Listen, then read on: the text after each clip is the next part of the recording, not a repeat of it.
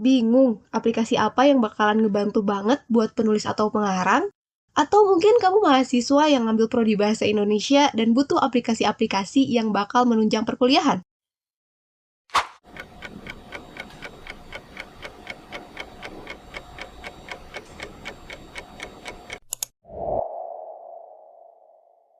Bismillah, Assalamualaikum. Hai. Kali ini aku mau bahas seputar aplikasi yang ngebantu banget buat aku selama kuliah.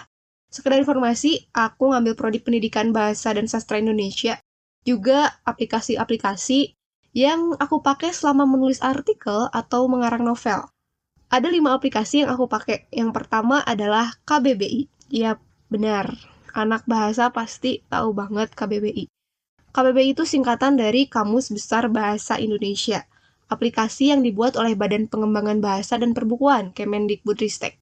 Nah, KBBI ini ada 2 versi, ada versi website, ada juga yang versi aplikasi luringnya, yang bisa diinstal dan diakses tanpa pakai internet. Versi bukunya juga ada, cuma edisi terakhir yang edisi 5 aja itu harganya udah 495.000, hampir 500.000. Dengan jumlah halaman yang 1964 halaman. Kalau dibawa kemana-mana, lumayan berat, dan nyari kata per katanya nggak secepat di aplikasi yang punya fitur pencarian. Terus, enaknya aplikasi itu ketika ada pembaharuan, itu langsung bisa kita dapatkan dengan cara update aplikasinya. KBBI ini fungsinya buat apa sih? Kita kadang suka bingung ketika menulis terkait penulisan suatu kata. Kayak misalnya kata terima kasih itu pakai spasi atau enggak, terima kasih atau ditulis bergabungan, terima kasih. Bisa dicari di KBBI penulisan yang benernya kayak gimana. Atau misalnya kata izin. Nah, itu yang bakunya tuh pakai Z apa pakai J ya? Bisa kita cari juga di KBBI. Izin itu bentuk bakunya itu pakai huruf Z, tapi bentuk tidak bakunya itu pakai J dan bisa juga izin. Jadi izin itu bentuk baku, sementara izin dan izin itu bentuk tidak baku. Kalau kita klik bagian yang biru ini, akan ada keterangan juga di bagian bawahnya bahwa izin itu bentuk tidak baku dari izin. Hal-hal yang kayak gitu bisa kita cari di KBBI.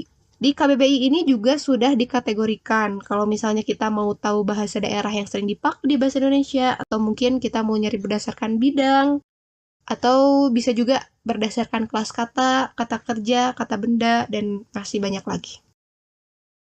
Aplikasi yang kedua yang sering aku pakai adalah Thesaurus. Penulisannya nggak pakai H ya. Kalau dalam bahasa Inggris itu pakai H, jadi kayak D gitu, Thesaurus. Kalau yang bahasa Indonesia itu nggak pakai H. Thesaurus. Ini juga sama, ada versi websitenya, sama versi aplikasinya. Kalau yang website itu Thesaurus Tematis Bahasa Indonesia, dan ini juga sama buatan Kemendikbudristek. Cuma, kalau diakses harus selalu pakai internet. Ya, namanya juga website ya. Aplikasinya juga sama, bertemakan warna merah seperti websitenya, tapi kalau aplikasi ini bukan buatan Kemendikbudristek. Ini juga bisa diakses tanpa internet, dan lumayan membantu dan memudahkan ketika menulis. Fungsi Thesaurus buat apa? Fungsinya adalah untuk nyari persamaan kata. Misalnya nih, waktu aku mengarang novel, di satu paragraf itu ada kata yang sama yang diulang berkali-kali. Misalnya kata ketika di satu paragraf yang sama.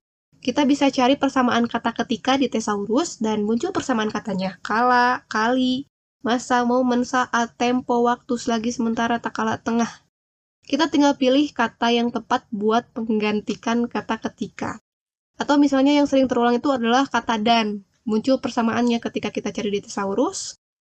Ada bersama, beserta, dengan, lagi, lalu, maka, pula, selanjutnya, dan lain-lain.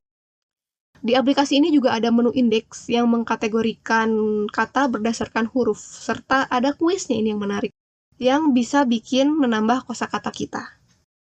Aplikasi yang ketiga adalah PUEBI Saku, Pedoman Umum Ejaan Bahasa Indonesia.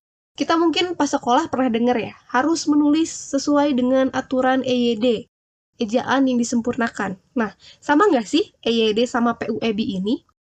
EYD ini pedoman yang dipakai dalam bahasa Indonesia dari tahun 1972.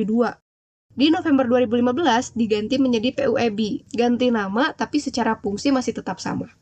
Fungsi PUEBI ini supaya kita tahu penulisan yang benar itu seperti apa, huruf kapital dipakai buat apa aja, tanda titik itu di mana aja, koma penempatannya di mana aja, tanda petik tunggal sama petik itu dipakai buat apa yang harus dimiringkan, apa yang harus ditebalkan, penulisan serapan dari bahasa asing kayak gimana, semuanya lengkap dibahas di PUEB.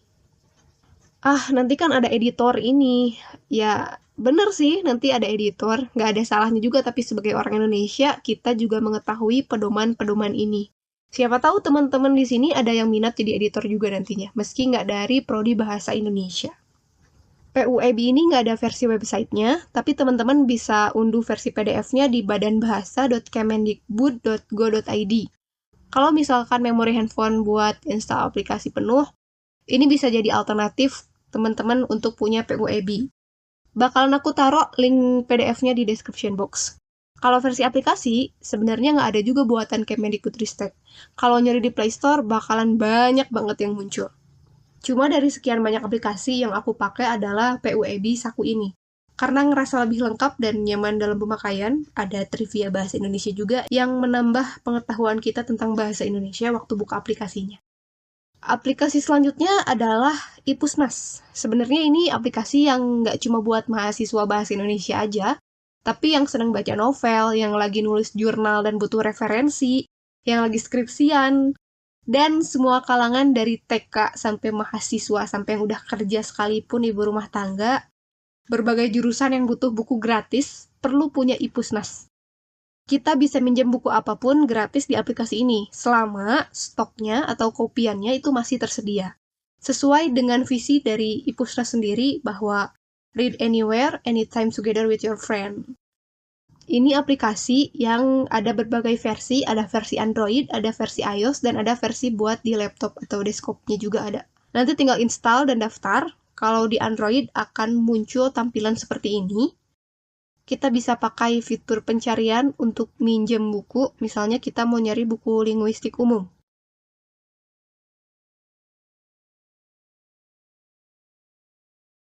Ini ada yang Mansur Pateda. Kalau tulisan stoknya atau salinannya kosong, itu artinya kita nggak bisa minjem. Lalu kita tinggal klik pinjam, terus klik ini, pilih ya, akan langsung otomatis masuk ke perpustakaan kita. Perpustakaannya di mana? Perpustakaannya ada di sini.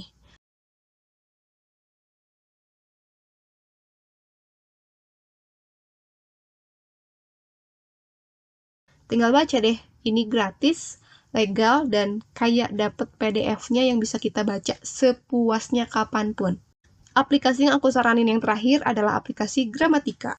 Fungsinya buat ngecek typo sebenarnya. Ini banyak versi websitenya, tinggal cari aja cek kesalahan pengetikan bahasa Indonesia atau cek typo bahasa Indonesia. Itu bakal muncul banyak banget seliweran website yang menawarkan jasa ini.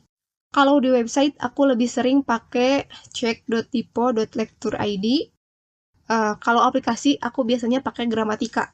Ini jarang aku pakai sih, karena kalau ngetik sesuatu kan lebih banyak pakai laptop, dan jumlah katanya bisa sampai 2000 kata lebih. Lebih nyaman ngeceknya pakai website dibandingkan di aplikasi.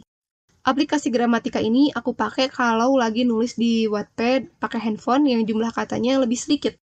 Cara pakainya tinggal ketik paragraf yang mau dikoreksi, nanti akan dikoreksi otomatis kayak gini. Itulah 5 aplikasi yang sering aku pakai selama menulis, mengarang, dan selama aku menjadi mahasiswa pendidikan bahasa dan sastra Indonesia. Kalau ada yang ditanyakan seputar aplikasi-aplikasi tadi, atau seputar kepenulisan, atau bahkan seputar bahasa Indonesia, boleh banget tulis di kolom komentar. Makasih udah nonton, dan fi amanillah.